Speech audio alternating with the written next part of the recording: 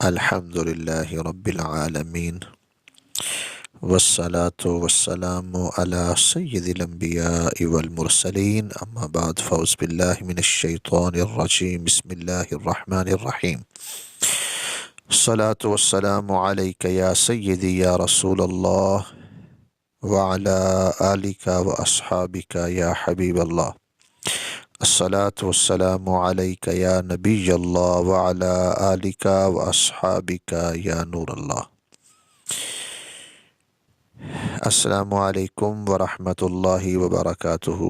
عزیز طلباء و طالبات، امید ہے اللہ کے فضل و کرم سے آپ بہتر ہوں گے۔ آپ دیکھ رہے ہیں ہم سب کا چینل ہم مکتب۔ سبسکرائب بھی کریں، کمنٹ میں بھی آپ کمنٹ بھی کیا کریں۔ سارے دوست احباب، جو بہنیں جو بھائی سن رہے ہیں، آج کا سبق ہم نے پڑھنا ہے جی، پیچھے ہم نے پڑھ لیا تھا الحمدللہ۔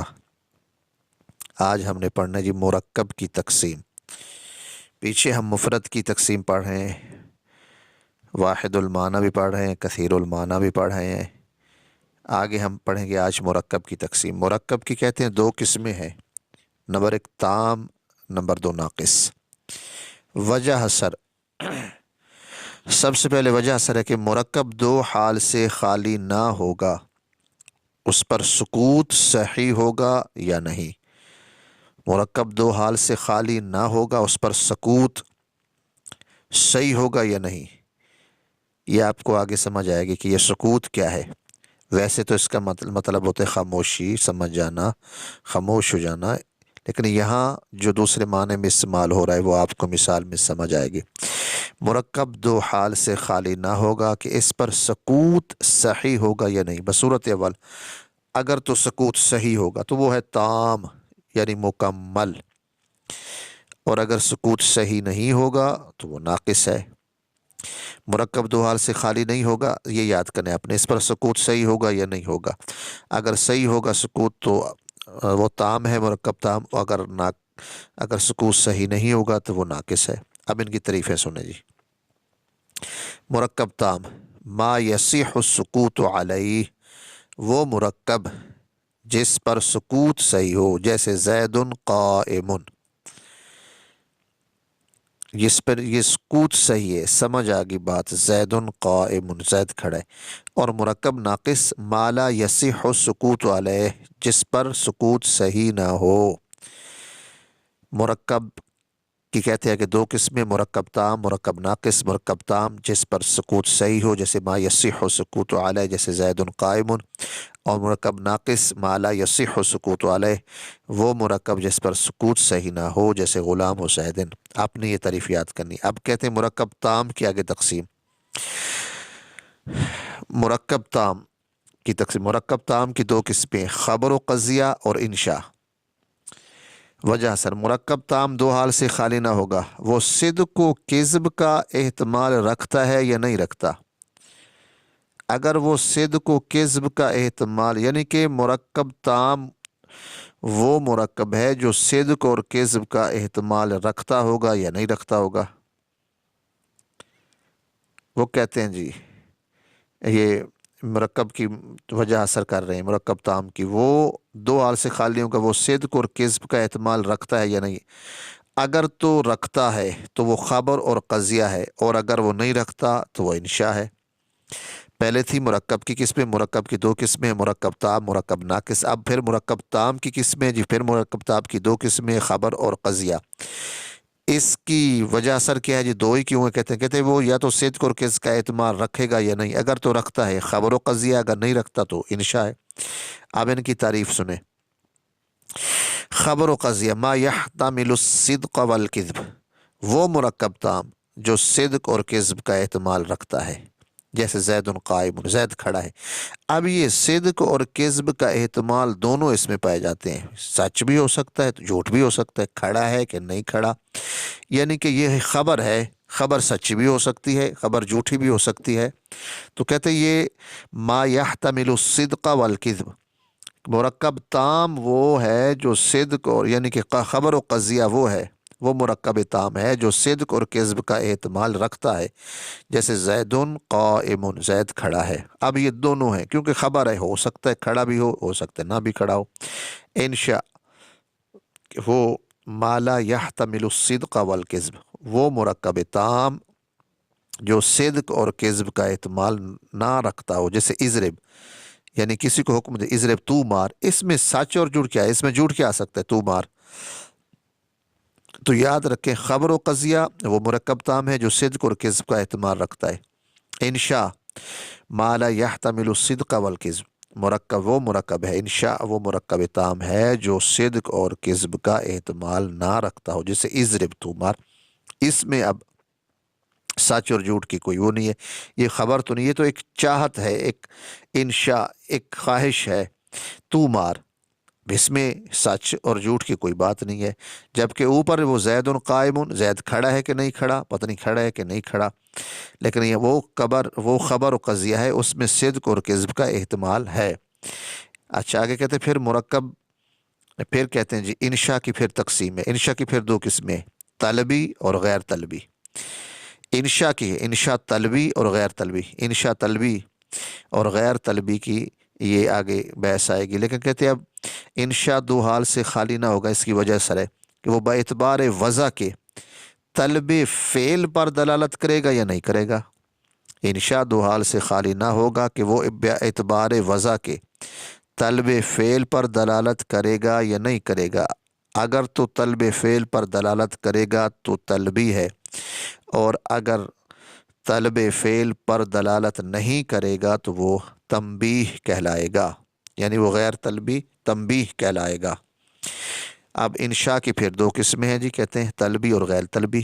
انشاء دو حال سے خالی نہ ہوگا، وہ باعتبار وضع کے طلب فعل پر دلالت کرے گا یا نہیں کرے گا، بصورت اول طلبی اور بصورت ثانی غیر طلبی، جس کو تنبیہ کہتے ہیں۔ آپ پہلے دیکھو کہتے ہیں جی مرکب کی ہم نے پڑھی آگے جو قسمیں، مرکب تام ناقص، مرکب تام جس پر سکوت صحیح ہو، یعنی ما یصح السکوت علیہ، وہ مرکب جس پر سکوت صحیح ہو، اور مرکب ناقص ما لا یصح السکوت علیہ۔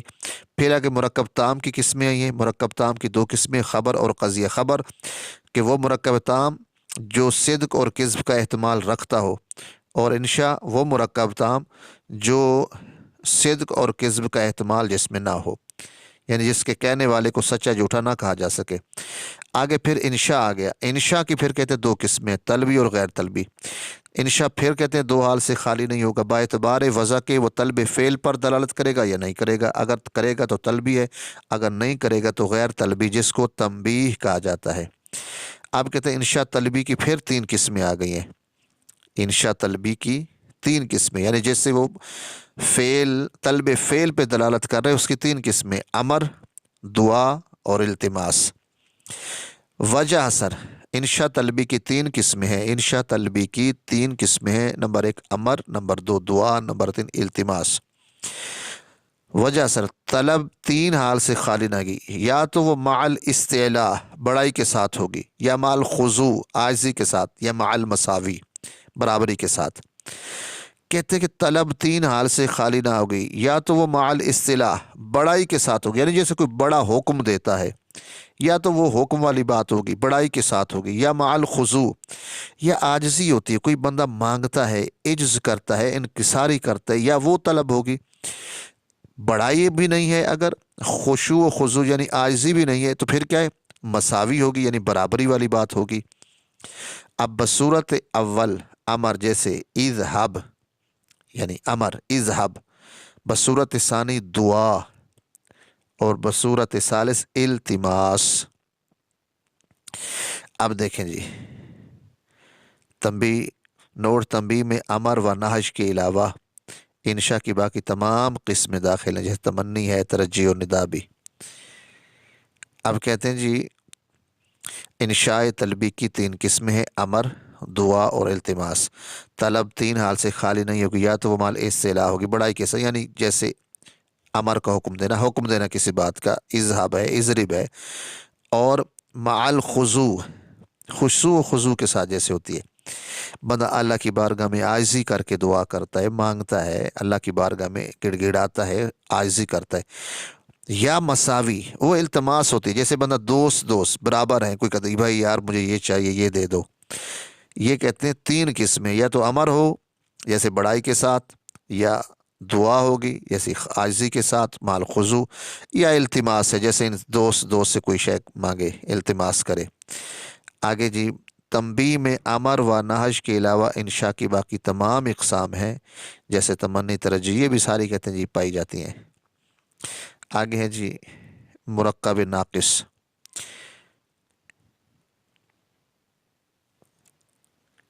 یہ کل انشاءاللہ پڑھیں گے مرکب ناقص، بلکہ آج ہی پڑھ لیتے ہیں، تھوڑا رہ گیا، ویڈیو تو 10 منٹ سے زیادہ ہو گئی ہے تو، لیکن یہ مرکب ناقص ہم پڑھ لیتے ہیں جی. مرکب ناقص کی کہتے ہیں 2 قسمیں، تقییدی اور غیر تقییدی. وجہ سر، پہلے ہم تام کی پڑھ رہے تھے، اب ہم ناقص کی تقسیم کی طرف آئے ہیں. مرکب ناقص کی 2 قسمیں ہیں، تقییدی اور غیر تقییدی. مرکب، اس کی وجہ سر، مرکب ناقص 2 حال سے خالی نہ ہوگا، اس کی جزء ثانی جزء اول کے لیے قید ہوگی یا نہیں ہوگی. یعنی مرکب ناقص 2 حال سے خالی نہیں ہوگا کہ اس کی جزء ثانی جو ہے نا، یعنی دوسری جز جو ہے، وہ پہلی جز کے لیے قید ہوگی یا نہیں ہوگی، بصورت اول تقییدی اور بصورت ثانی غیر تقییدی. اب دیکھیں اس کی تعریفات. مرکب تقییدی وہ مرکب ناقص ہے جس کی جز ثانی جز اول کے لیے قید ہے، جیسے غلام و زیدن. اب یہ ثانی ہے زید، یعنی زید غلام و زیدن، زید کا غلام، زید کا غلام. تو یہ اس کے لیے جز ثانی جو ہے یہ پہلی کے لیے ہے، جس کی جز ثانی جز اول کے لیے قید بنی ہے، یعنی کسی اور کا نہیں بلکہ زید کا غلام. اور یا رجل عالم، رجل عالم، عالم مرد. تو یہ ہے مرکب تقییدی جس کی جز ثانی جز اول کے لیے قید ہے. اور مرکب غیر تقییدی وہ مرکب ناقص جس کی جز ثانی جز اول کے لیے قید نہ ہو، جیسے فدار. اب فدار میں جو ہے وہ جز ثانی جو ہے وہ جز اول کے لیے کوئی قید نہیں، فی اور دار. تو کہتے ہیں کہ یہ مرکب ناقص کی 2 قسمیں ہیں. آگے کہتے ہیں کہ مرکب یہ تقییدی ہے ہوگی یا غیر تقییدی. تقییدی کیا ہے کہ جس کی جز ثانی جز اول کے لیے قید بنے، جیسے غلام و زیدن اور رجل عالم. اور مرکب غیر تقییدی وہ مرکب ناقص ہے جس کی جز ثانی جز اول کے لیے قید نہ بنے، جیسے فدار. تو یہ آج ہم نے مرکب کی ساری بحث ہم نے پڑھی ہے. تو کوشش کریں جو چیز سمجھ نہ آئے اس کو دوبارہ سننا، اگر پھر بھی سمجھ نہ آئے تو کوشش کر کے کمنٹ کر کے آپ پوچھ سکتے ہیں. تو انشاءاللہ یہ مرکب تقییدی اور غیر تقییدی یہاں تک ہماری بحث ختم ہو گئی. آگے جو ہے انشاءاللہ تعالی مفہوم کی بحث شروع ہونے والی ہے. تو یہاں تک الحمدللہ ہمارا سبق ہو گیا ہے. اللہ تعالی عمل کی توفیق عطا فرمائے. السلام علیکم ورحمۃ اللہ وبرکاتہ.